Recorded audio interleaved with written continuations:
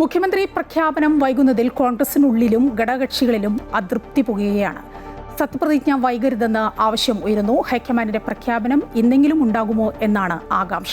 വിവരങ്ങളുമായി അൻഫിൽഡ് ഡിസൂസ ചേരുകയാണ്. അൻഫിൽഡ്, മുഖ്യമന്ത്രി പ്രഖ്യാപനം അത് കാത്തിരിക്കുകയാണ്. ആരായിരിക്കും മുഖ്യമന്ത്രി, നമ്മൾ ആരെ CM എന്ന് വിളിക്കണം എന്ന കാര്യത്തിൽ ഇപ്പോഴും ഒരു വ്യക്തത വന്നിട്ടില്ല. ഇന്നെങ്കിലും അതിനൊരു സാധ്യത കാണുന്നുണ്ടോ? ആരാണെന്ന് അറിയാനാവുമോ?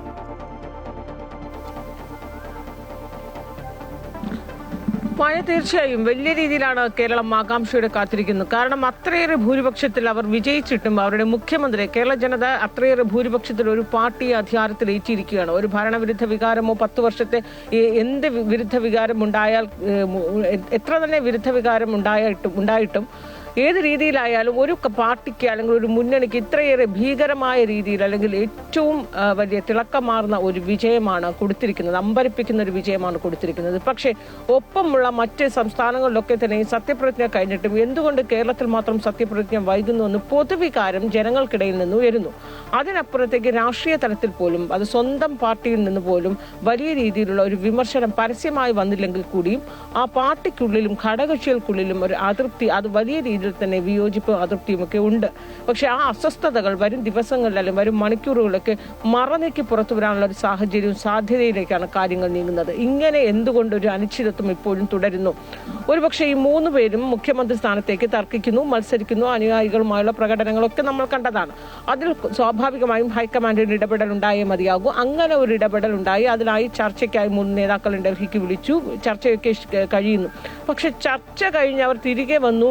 ഒരു 24 മണിക്കൂറിലേക്ക് അടുക്കുന്നു. എന്നിട്ട് പോലും എന്തുകൊണ്ട് ഹൈക്കമാൻഡിന് ഒരു തീരുമാനത്തിലെത്താൻ, ഒറ്റ പേരിലെത്താൻ കഴിയുന്നില്ല എന്നൊരു ചോദ്യമാണ് ഉയരുന്നത്.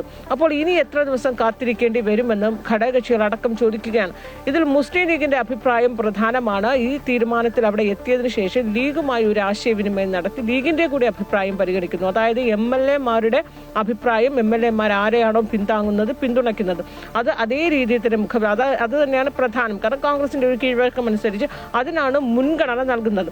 അതോടൊപ്പം താഴെത്തട്ടിൽ ഘടകകക്ഷികൾ, മുന്നണി സംവിധാനമായതിനാൽ ഘടകകക്ഷികൾ, ഈ ഘടകകക്ഷികളിൽ ഏറ്റവും പ്രധാനം മുസ്ലിം ലീഗാണ്. ഇപ്പോൾ ലീഗിന്റെ ഒരു താല്പര്യം പരിഗണിക്കുന്നു. ലീഗ് ഇപ്പോൾ പ്രതിപക്ഷ നേതാവായിരിക്കുന്ന VD സതീശനെയാണ് ലീഗ് പിന്തുണയ്ക്കുന്നത്. പരസ്യമായി പറയുകയും ചെയ്തു. ഒപ്പം തന്നെ നിരീക്ഷകർക്ക് മുന്നിൽ പേരെടുത്ത് പറഞ്ഞു, VD സതീശന്റെ പേരൊക്കെ എടുത്തു പറഞ്ഞു. അതിനുശേഷം ഒരു 2 ദിവസം പിന്നിടുകയാണ്. മണിക്കൂറുകൾ കഴിയുമ്പോൾ തന്നെ രാഷ്ട്രീയമാണ്. മണിക്കൂറുകൾ കഴിയുമ്പോൾ തന്നെ അഭിപ്രായത്തിലേക്ക് വ്യത്യാസങ്ങൾ ഉണ്ടാകാം. കാരണം മാത്രമല്ല, ഈ ഘടകകക്ഷികളെ, പ്രധാനപ്പെട്ട ഘടകകക്ഷികളെയൊക്കെ ഒരു പല രീതികളിൽ തന്നെ ഈ നേതാക്കന്മാർ അനുനയിപ്പിക്കുകയും അവരെ കാണുകയും ഒക്കെ ചെയ്യുന്നുണ്ട്. അപ്പോൾ ലീഗിന്റെ അഭിപ്രായത്തിലോ അതിൽ തന്നെ നിലപാടിൽ ഉറച്ചു നിൽക്കുന്നുണ്ടോ എന്നതിലും ലീഗ് എന്ത് നിലപാട് അവസാന ഘട്ടത്തിൽ അതിൽ ഇപ്പോഴും നമുക്ക് ഉറപ്പ് പറയാൻ കഴിയുകയില്ല. അപ്പോൾ ഏത് സാഹചര്യത്തിലായാലും ഇനിയും എന്തുകൊണ്ട് വൈകുന്നു എന്നൊരു ചോദ്യം കോൺഗ്രസിനുള്ളിലും ഒപ്പം തന്നെ പ്രധാനപ്പെട്ട മറ്റു ഘടകകക്ഷികൾക്കുള്ളിലും ഒക്കെ, ലീഗ് അടക്കമുള്ള ഘടകകക്ഷികൾക്കുള്ളിൽ നിന്നുമൊക്കെ ഉയരുന്നുണ്ട്. നിലവിലെ രാഷ്ട്രീയ സാഹചര്യത്തിൽ ഒപ്പം തന്നെയും ഈ മുന്നറിയിപ്പുണ്ട്. അതായത് പ്രധാനമായും ഈ ഫ്ലക്സുകളോ അല്ലെങ്കിൽ ഇത്തരത്തിലുള്ള പ്രകടനങ്ങളോ ഒന്നും പാടില്ല എന്നുള്ള മുന്നറിയിപ്പുകൾ കഴിഞ്ഞപ്പോൾ 24 മണിക്കൂർ പിന്നിടുമ്പോഴും നമ്മൾ കണ്ടതാണ്. കഴിഞ്ഞ ദിവസം ശശി തരൂരിനെ അനുകൂലിച്ചുകൊണ്ട് ഫ്ലക്സ് ഉയരുന്നു. അപ്പോൾ ഈ വിലക്കുകൾ മറികടന്ന്, മണിക്കൂറുകൾ കഴിയുമ്പോൾ വിലക്കുകൾ മറികടന്ന് രംഗത്ത് വരുമ്പോൾ ഇത് കൂടുതൽ എന്താണോ കരുതിയിരുന്നത് അല്ലെങ്കിൽ എന്താണോ ഹൈക്കമാൻഡ് ഉദ്ദേശിക്കുന്നത് ആ സാഹചര്യത്തിൽ നിന്നും മാറുകയാണ്. അതുകൊണ്ട് എത്രയും വേഗം ഇതിനൊരു തീരുമാനം ഉണ്ടാകണം. ഇന്ന് രാത്രിയെങ്കിലും ഒരു തീരുമാനം, ഒരു പ്രഖ്യാപനം ഉണ്ടാകുമെന്ന് തന്നെയാണ് രാഷ്ട്രീയ കേരളം. വിവരങ്ങൾ നൽകിക്കൊണ്ടിരുന്ന മുഖ്യമന്ത്രി പ്രഖ്യാപനം വൈകുന്നതിൽ കോൺഗ്രസിനുള്ളിലും ഘടകകക്ഷികളിലും അതൃപ്തി പുകയുകയാണ്.